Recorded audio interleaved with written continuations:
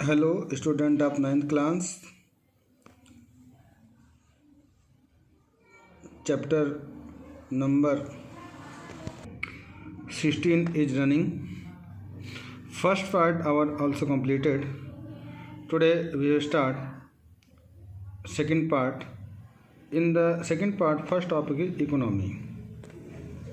In every country, a person is engaged in the various types of economic activity. प्रत्येक देश के जो नागरिक हैं वो किसी न किसी इकोनॉमिक एक्टिविटी में लगे हुए हैं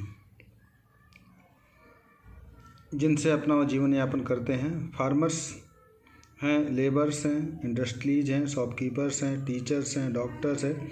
ये सभी अपने जीवन यापन करने के लिए कुछ न कुछ अर्न करना चाहते हैं। There is a need of well organise system और एन ऑर्गेनाइजेशन। देखिए, ये बहुत ही ऑर्गेनाइज सिस्टम है जिसके अंदर हम अपनी आवश्यकताओं की पूर्ति करने के लिए प्रयास करते हैं।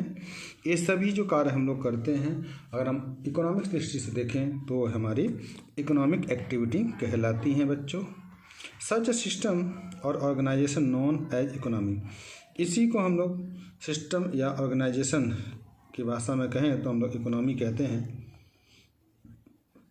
To it calculate beside the system or organization by which people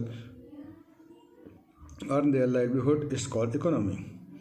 अगर आप दूसरी भाषा में कहें तो इन ऑर्गेनाइजेशन से जो व्यक्ति कुछ अर्न करते हैं अपने जीवन यापन को करने के लिए, उनको हम लोग इकोनॉमी कहते हैं। अब बात करते हैं इकोनॉमी का स्ट्रक्चर कैसा है। Economic structure where the mutual cooperation of understanding develop among the producer of various goods. देखिए, एक म्यूचुअल कॉपरेशन है। हमें अंडरस्टैंडिंग समझनी चाहिए कि अगर हम इसको डेवलप करना चाहते हैं तो इसमें प्रोड्यूसर और गुड्स के बीच में अच्छा रिलेशन होना चाहिए। It is system in which the economic activities, देखिए इनमें कौन कौन से एक्टिविटीज़ होते हैं। अगर आप प्रोडक्शन की बात कर लें बच्चों, कंजम्पशन की बात कर लें, एक्सचेंज होता है और डिस्ट्रीब्यूशन, ये सारे की सारी चीज़ें कंट्रोवर्सली इसके अंतर्गत होती है। Generally it can be said that the system under which the economic activity, अगर हम जनरल में देखें तो वे सभी एक्टिविटी जो हम लोग पर्टिकुलर एरिया के अंदर कहते हैं। अगर हम एग्जाम्पल के रूप में देखें बच्चों, sugar is produced by the sugar mill. हम सभी जानते हैं शुगर का प्रोडक्शन जो है शुगर मिल के द्वारा किया जाता है। For the production of sugar is producer gets the sugar cane from the farmer. जो प्रोड्यूसर होता है वो चीनी तैयार करने के लिए जो शुगर केन है फार्मर से परचेज करता है। Machines and the equipments from the industry, और उसको मशीन्स और जो इक्विपमेंट्स है, इंडस्ट्री है, इलेक्ट्रिसिटी है, वो सभी पावर प्लांट से उनको प्राप्त होते हैं बच्चों। मीन्स ऑफ द ट्रांसपोर्ट, देखिए ट्रक है, ट्रेन है, सारी चीज़ें आवश्यकता होती है। ये सभी चीज़ें हमको आवश्यकता होती है शुगर को डिफरेंट पार्ट्स में भेजने के लिए। दस the structure of the mutual cooperation and the understanding between the different producer. ये देखिए म्यूचुअल कॉपरेशन है जिसके अंदर अलग अलग जो क्षेत्र के लोग हैं वो इकोनॉमी में अपना योगदान देते हैं। The economy of your village और टाउन, आइए देखते हैं बच्चों। The economy of Rajasthan, the economy of India. अब देखते हैं टाइप्स ऑफ इकोनॉमी, कितने टाइप्स की इकोनॉमी होती है, इनको देख लेते हैं हम लोग बच्चों। अगर हम नॉर्मली देखें इकोनॉमिक्स के अंदर, इकोनॉमी के अंदर देखिए प्रोडक्शन होता है, कंजम्पशन होता है, एक्सचेंज होता है और डिस्ट्रीब्यूशन होता है और बहुत सारी दूसरी एक्टिविटीज़ भी होती है। अगर हम देखें जो हमारी डिपेंडेंसी है इकोनॉमी की, वो किस पर, स्टेट पे क्या करती है, इंटरफेरेंस बहुत ज़्यादा उनका होता है इकोनॉमिक एक्टिविटीज़ के अंदर। इसी प्रकार से बहुत सारी ऐसी एक्टिविटीज़ होती हैं जो हम करते हैं बच्चों, हमारी इकोनॉमिक एक्टिविटी कहते हैं। अगर हम ग्रुप वाइज देखें वर्ड में तो 3 तरह की इकोनॉमिक्स हमको देखने को मिलती है। कैपिटलिस्ट इकोनॉमी, सोशलिस्ट इकोनॉमी और मिक्स्ड इकोनॉमी। तो चलिए बच्चों, सबसे पहले हम समझने का प्रयास करते हैं अपनी कैपिटलिस्ट इकोनॉमी को। मीनिंग क्या है कैपिटलिस्ट इकोनॉमी, इसको देखते हैं। By a capitalist economy We mean by the economy where the factors of production are the owned by the controlled by the private individual। देखिए कैपिटलिस्ट में क्या होता है, जो प्रोडक्शन होता है उसका पूर्ण रूप से जो कंट्रोल होता है वो किसी इंडिविजुअल या प्राइवेट व्यक्ति के हाथ में होता है। The aim of economic activity the private welfare, इसका जो एम होता है वो प्राइवेट वेलफेयर के लिए होता है। The government does not interfere, इसके गवर्नमेंट जो है बच्चों किसी भी प्रकार का कोई भी इंटरफेरेंस नहीं करती है। नेक्स्ट बात कर लेते हैं हम लोग कैपिटलिस्ट इकोनॉमी की। इसको हम लोग ओपन मार्केट इकोनॉमी कहते हैं बच्चों।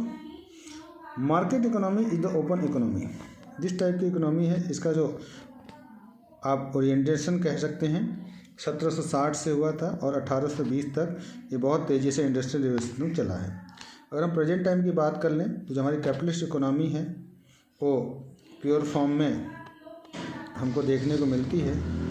वर्ल्ड इकोनॉमी का जो बेसिक्स है वो कंडक्शन देखा जाए तो कंट्रोल जो है उसको एक्टिविटियों को economics United States of America और Germany, Canada, Italy, Japan, France, Australia, ये सभी कैपिटलिस्ट इकोनॉमी वाले राष्ट्र हैं। इनके पास बहुत अधिक मात्रा में धन होने के कारण ये इस तरह की इकोनॉमी में बिलीव करते हैं। आइए देखते हैं क्या क्या फीचर्स हैं कैपिटलिस्ट इकोनॉमी के।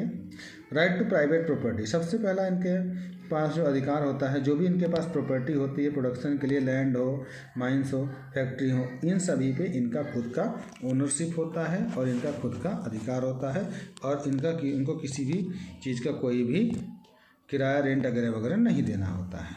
नेक्स्ट बात कर लेते हैं बच्चों, independence of the consumer choice.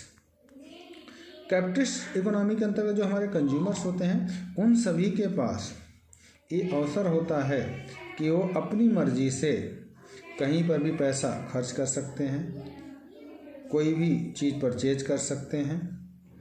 इसमें जो सबसे ज़्यादा शक्तिशाली माना गया है वो कंज्यूमर को माना गया है। यही कारण है कि इसको हम लोग कंज्यूमर सब्सिडी के नाम से जानते हैं। अगर हम इस इकोनॉमी को देखें तो इसके अंदर free to spend his income, आप चाहे जितना इनकम को स्पेंड कर सकते हैं। एज ए कंज्यूमर देखा जाए तो इसको आप किंग ऑफ मार्केट कहा जाता है। इसमें जो सुप्रीम पावर होती है, पोजीशन होती है, वो इकोनॉमिक सिस्टम को हम लोग एंजॉय कर सकते हैं। नेक्स्ट जो है हमारा फ्रीडम ऑफ इंटर्नशिप की है। देखिए जितने भी लोग इसमें इकोनॉमिक एक्टिविटी में परफॉर्म करते हैं, एक्टिविटी करते हैं, वे सभी फ्रीडम, आज़ादी को महसूस करते हैं। वे अपनी मर्ज़ी से टेक्नोलॉजी को सिलेक्ट कर सकते हैं, इंडस्ट्री को इस्टेब्लिश कर सकते हैं। ठीक है, फ्री एंटरप्रेन्योरशिप इकोनॉमी कहते हैं हमको। इसमें गवर्नमेंट का कोई भी इंटरफेरेंस हमको देखने को नहीं मिलेगा। अब देखते हैं नेक्स्ट जो हमारा है कंपटीशन। देखिए अगर हम कैपिटलिस्ट इकोनॉमी की बात कर लें बच्चों तो जो प्रोड्यूसर्स होते हैं उनको complete to sell their products the consumers, उनको क्या करना होता है, कंज्यूमर्स के पास अनेक प्रकार की वस्तुओं को भेजना होता है जिसमें जो हमें complete buy goods to fulfil demand, जिससे वही प्रोडक्ट्स को खरीदते हैं जिससे उनकी सारी आवश्यकताओं की पूर्ति हो सके। देखिए इसमें एडवर्टीजमेंट में पैसे खर्च होते हैं, गिफ्ट दिए जाते हैं बच्चों, प्राइजेस इंक्रीज हो जाती है। ये जो मेथड्स होता है उसी को हम लोग कॉम्पिटिशन कहते हैं। Private welfare and profit. देखिए ये जो कैपिटलिस्ट इकोनॉमी होती है इसमें जितने भी पर्सन इन्वॉल्व होते हैं उनके अंदर डिसीजन लेने की क्षमता होनी चाहिए बच्चों। उनका अच्छा खासा प्रॉफिट माइंड की तरफ होना चाहिए, क्योंकि जब भी कोई व्यक्ति कोई पैसा लगाता है तो उसका पहला एम होता है कि उसको ज़्यादा से ज़्यादा बेनिफिट हो। अगर इस तरह से देखें जो कंज्यूमर्स हैं और जो गुड्स हैं वो प्राइवेट वेलफेयर्स के लिए ही बनाए गए हैं। देखते हैं क्लास स्ट्रगल देखते हैं। इन कैपिटलिस्ट इकोनॉमी की बात करें, जो सोसाइटी है उसको हम लोगों ने 2 क्लास में डिवाइड किया है। On one side there are the restricted rich, एक तरफ तो बहुत ज़्यादा अमीर लोग हैं जो कैपिटलिस्ट के अंतर्गत आते हैं, और दूसरी तरफ जो डिप्राइव लोग हैं जो लेबर क्लास है। ठीक है, जो इनका जो एम है जो प्रॉफिट को बढ़ाना है, लेबर क्लास को अच्छी सुविधाएं प्रोवाइड करना है और उनका जो एक्सप्लॉयटेशन है उसको हमें समाप्त करना है। यही कैपिटलिस्ट इकोनॉमी की एक धारणा है बच्चों। नेक्स्ट टॉपिक हमारा है इनइक्वलिटी ऑफ इनकम। देखिए, इसमें अगर देखा जाए तो अमीर और गरीब में बहुत ज़्यादा हमें डिफरेंस देखने को मिलता है, क्योंकि बहुत सारे रीजन्स हैं। आइए देखते हैं क्या है। पहले हम मेरिट्स की बात कर लेते हैं। Increase in production capacity and the efficiency. इसमें क्या होता है, प्रोडक्शन की जो कैपेसिटी है वो बहुत अच्छे से बढ़ जाती है और एफिशिएंसी बढ़ जाती है। More satisfaction to the consumer. इसमें बहुत ज़्यादा सेटिस्फेक्शन मिलता है कंज्यूमर्स को बच्चों। ऑप्टम यूज ऑफ रिसोर्सेज का बहुत अच्छे से यूज किया जाता है। डेवलपमेंट ऑफ टेक्नोलॉजी को डेवलप किया जाता है। इसमें हम लोग लिविंग स्टैंडर्ड को इंक्रीज करते हैं बच्चों। इसके अंदर नेक्स्ट जो देखा जाए तो इकोनॉमिक लिबर्टी हमको बहुत ज़्यादा देखने को मिलती है। और 7th पॉइंट जो है इसका डेवलपमेंट ऑफ रिसर्च। इसमें बहुत ज़्यादा रिसर्च किया जाता है, नए नए प्रोडक्ट्स का निर्माण किया जाता है। अब हम बात कर लेते हैं कि इसके डिमेरिट्स क्या हैं। अभी तो हम लोगों ने मेरिट्स के बारे में पढ़ा है, अब हम डिमेरिट्स के बारे में देखते हैं बच्चों। Disparity of income and property.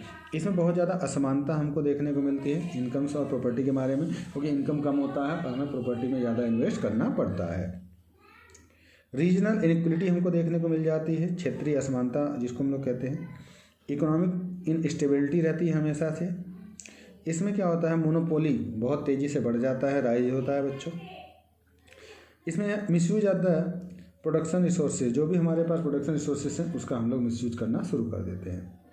Unlimited and the unethical consumption. बहुत अधिक मात्रा में हम लोग क्या करते हैं, चीज़ों का कंजम्पशन करना शुरू कर देते हैं, जो बिल्कुल भी अच्छा नहीं होता है।